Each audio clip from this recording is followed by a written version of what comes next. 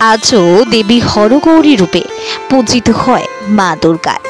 পুজো হয় ভিক্ষে করে। কিরে, বিচার করতে যাচ্ছিস? চল, আমিও যাব তোর সাথে। মাথার চুল খোলা এক বধূর এই কথা শুনে স্তম্ভিত হয়ে পড়েন মোড়ল। ঘোড়ায় করে যাচ্ছিল তারকেশ্বর যেতে সলদার দোয়া বলে। শীতকালে পড়ন্ত বেলায় একটা ওই দিকে মুখ করে এক বউ দাঁড়িয়ে আছে। তখন বললো যে মা তুই গন্ডগোল ঝগড়া করেছিস? তখন বললো কোনো কথাই বলি।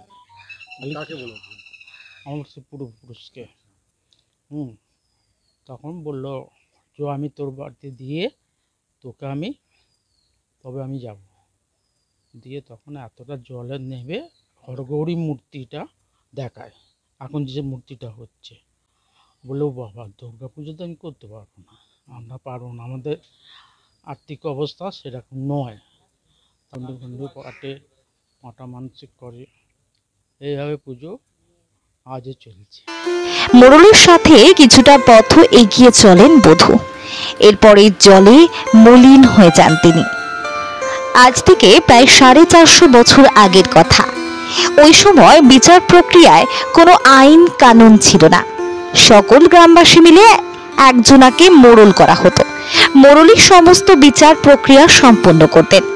সেই সময় মোড়লের দায়িত্ব পান পূর্ব বর্ধমানের মেমারির আমাদপুর এলাকার হাজরা বাড়ির ওই ব্যক্তি। মোড়লের দায়িত্ব পাওয়ার পর শীতের পড়ন্ত বেলায় বর্ধমানেরই আঝাপুর এলাকায় ঘোড়ায় চড়ে বিচার করতে যাচ্ছিলেন তিনি। বিচার করতে যাওয়ার পথে সলদহের দয়ের কাছে দেখেন রাস্তার কালভাটে চুল ছাড়া দিয়ে বসে আছেন এক বধূ। হঠাৎই মোড়লের পথ আটকায় ওই বধূ। বলেন, কিরে, বিচার করতে যাচ্ছিস? চল, আমিও যাব তোর সাথে। মাথার চুল খোলা বধূর এই কথা শুনে স্তম্ভিত হয়ে পড়েন মোড়ল। মোড়লের সাথে কিছুটা পথ এগিয়ে চলেন দেবী। এরপরে পাশে থাকা এক পুকুরের জলে নেমে পড়েন তিনি। মোড়ল চিৎকার করতে থাকে, বলে, জলে যেও না, ডুবে যাবে। মোড়লের কথায় কোনো কর্ণপাত করে না।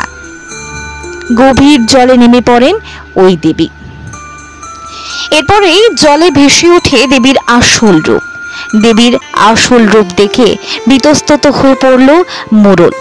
চোখ বন্ধ করে জোর হাত করে প্রণাম করার পরে মলিন হয়ে যান দেবী। শুধুমাত্র কানে আসে দেবীর কিছু কথা। দেবী বললেন, আমি তোরই অপেক্ষা করছিলাম, এই রূপে আমাকে পুজো কর। মোড়ল বলেন, আমি গরিব মানুষ, তোমাকে পুজো করার মতো সামর্থ্য আমার কই? দেবী বলেন, আমি আছি তোর সাথে। এরপরে এলাকাবাসীদের কাছ থেকে ভিক্ষে করে দেবীর মূর্তি স্থাপন করে দুর্গা পূজার নিয়ম অনুসারে মা হরগৌরীকে পুজো করা হয়। 7 পুরুষ ধরে আজও মেমারির আমাদপুরে দেবী হরগৌরী রূপে পূজিত হয়ে আসছে মা দুর্গা। পরিবারের সদস্যরা বলেন, 7 পুরুষ ধরে হয়ে আসছে দেবী হরগৌরী রূপে মা দুর্গার পুজো। দুর্গাপূজার নিয়ম অনুসারে ষষ্ঠী থেকে দশমী পর্যন্ত চলে মায়ের পুজো। সন্ধি পুজোর সময় থোরের নৈবেদ্যি এবং পান পাতা দিয়ে মাকে বরণ করে নিয়ে আসা হয়। সে সময় তাল পাতা দিয়ে মায়ের মন্দির প্রতিষ্ঠিত করা হয়েছিল। পরে মাটি এবং টালি চালা ঘর করা হয়। এর উপরে এলাকার এক ব্যক্তির দান করা জায়গায় টিনের চালা ঘর করে মায়ের মন্দির করা হয়। টিনের চালার ছিদ্রের জল আটকাতে প্লাস্টিক দেওয়া হয়েছিল ভিতরে। পুজোতে ছাঁচি কুমড়োর পাশাপাশি ছাগ বলিও দেওয়া হয়। মায়ের পুজোকে কেন্দ্র করে ভিড় জমে ওঠে চোখে পড়ার মতো। তবে আজও সকলের কাছ থেকে ভিক্ষে করেই মায়ের পুজো করা হয় বলে জানিয়েছেন তারা।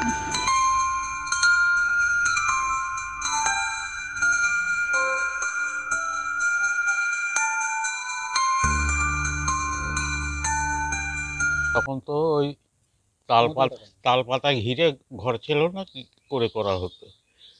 তারপরে একজনা দয়া হয়েছিল, এই ঘরটা করে দিয়েছে।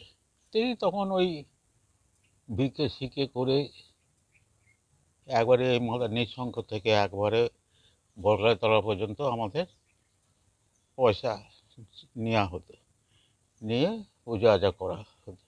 প্রায় 7 পুরুষ ধরে হয়ে আসছে মা হরগৌরীর পুজো। দুর্গাপুজোর দিন থেকে শুরু হয় এই পুজো। পুজোর যে ঠাকুরটি মূর্তি স্থাপন করা হয়েছে তার একটি বিশেষ বৈশিষ্ট্য আছে বলে জানিয়েছেন পরিবারের লোকজন। তারা যেটা জানিয়েছেন, একটা সময় প্রায় আজ থেকে কয়েকশো বছর আগে এই পরিবারের লোকজনেরা বিচার করতে যেতেন।